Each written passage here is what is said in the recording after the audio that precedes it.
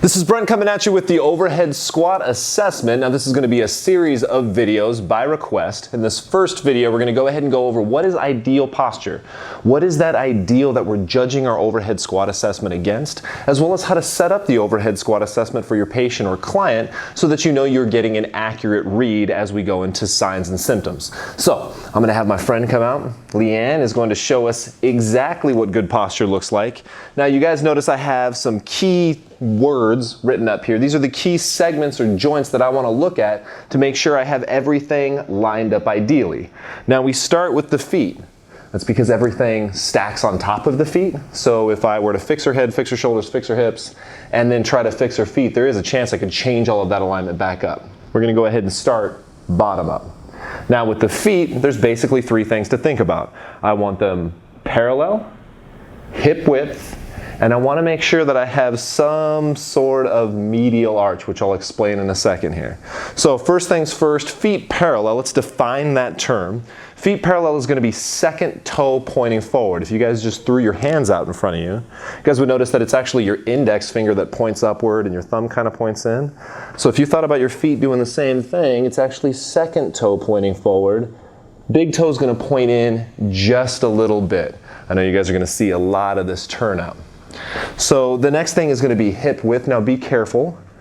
These are not Leanne's hips. These are Leanne's thighs. This is her vastus lateralis. Her hip joint is actually just underneath her ASIS. So her ASIS, for those of you guys who aren't familiar with your palpations, not a hard palpation to find. You're just going to go ahead and find what most people call their hips, the top of their ilium, palpate around. You guys will notice a notch right before it becomes soft tissue. So we want to make sure that the feet are in line with that ASIS. All right, her hip joint is right behind this point. Next, I want to make sure that she has some sort of medial arch. Now, it is very helpful when you guys do your overhead squat assessment to have somebody take their shoes off. They can probably leave their socks on unless you guys are doing some more advanced assessments, but at least the shoes off will allow you to see this little space in here. I shouldn't see, I don't know if you guys are aware where the first metatarsal cuneiform joint is and then the cuneonavicular joint is, but these bones right here in the middle of her foot shouldn't be touching the floor. If you guys see those bones riding on the floor, that is going to be something we notice on our assessment as a dysfunction. I want to at least try to get them set up. Hey, can you maintain that position? Good. All right, the next thing we're going to go to is the knees. Now, in static posture, we expect her knees to be in line, but when she moves, if you can give me a little dip here and give me a little quarter squat, we're going to want to see her patella track over her second and third toe. So once again, if I go back to this position with my hands, this would be analogous to the middle of my hand. I want my patella to track right through the middle of my foot. Now, the lumbopelvic hip complex, as you guys can see here, LPHC, has several things that we're looking at, or at least 4 or 5 things that I'm looking at right off the bat. Leanne, you can go ahead and turn sideways. I want to, number one, make sure she's in neutral. That's, okay, so I had you guys palpate the ASIS here.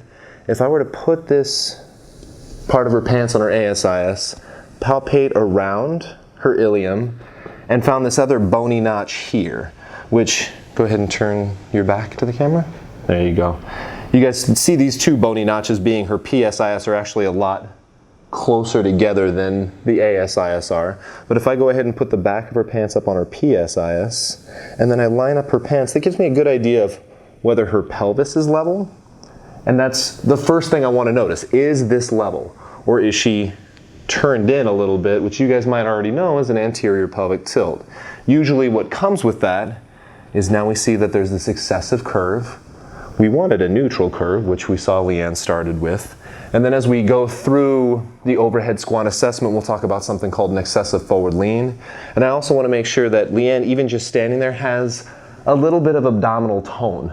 I know you guys have seen, I hate to have you do this, Leanne, but go ahead and totally relax out your TVA.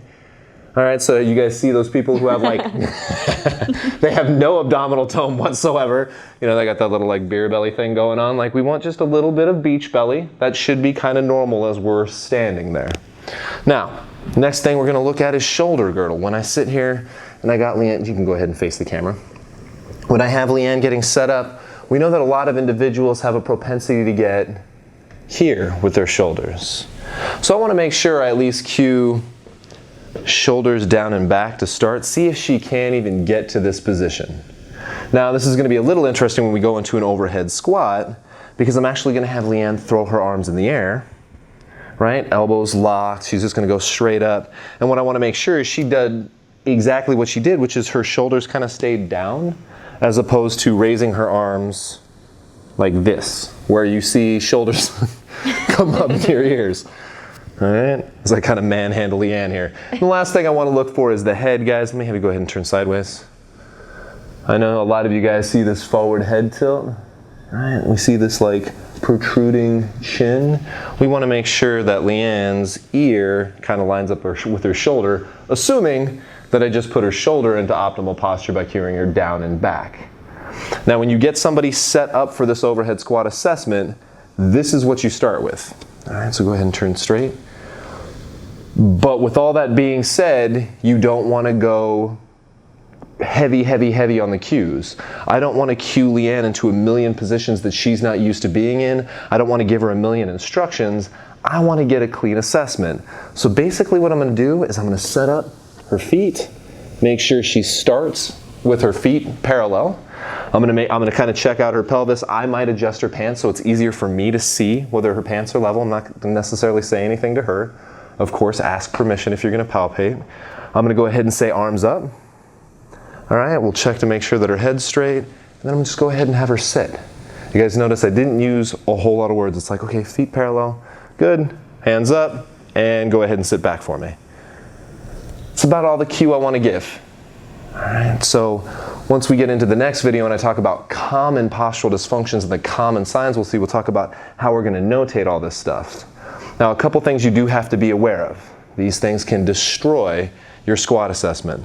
Somebody has to be able to keep their heels on the floor. Every once in a while, let me go ahead and have you turn sideways. You'll see somebody, can you squat and let your heels come up? Have you ever seen that? Mm-hmm. Right? Every once in a while, you guys will see this. And somebody's heels will come up off the floor as they're squatting. That is going to destroy your assessment.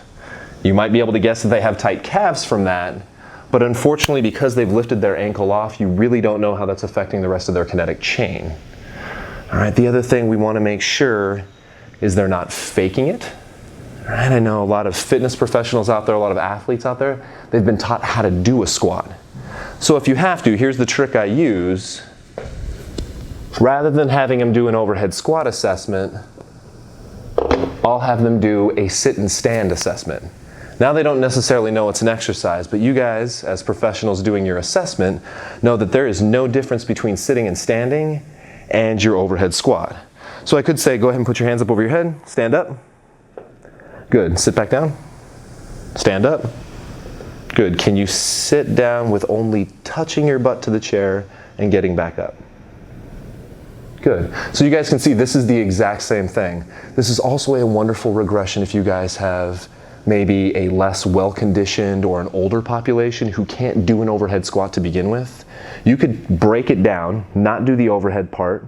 You could have them put their hands on their waist to start, or hands over their head to start, or maybe break it apart and do this part as one part of the assessment and sitting as the other. But if I go ahead and take just about anybody and go, okay, let me just have you sit and stand. I know from here, at least here down, that's the exact same assessment, and I can get almost anybody to do that. All right, so there you guys go. We have optimal posture, which is going to be, reviewing real quick, feet parallel, hip width with a mild medial arch, knees in line with the second and third toe. That's patella in line with the second and third toe. Lumbopelvic hip complex, I'm going to go ahead and set somebody's pants up so that I can see if her lumbopelvic hip complex is in neutral. Shoulder girdle, shoulders down and back. That includes even when I put my arms up, shoulder girdle is down and back. And then head, I'm going to at least look to try to start in neutral position. I hope that this gives you guys a good foundation for what is going to happen in the overhead squat video series as we start pulling this thing apart side by side. Thanks again.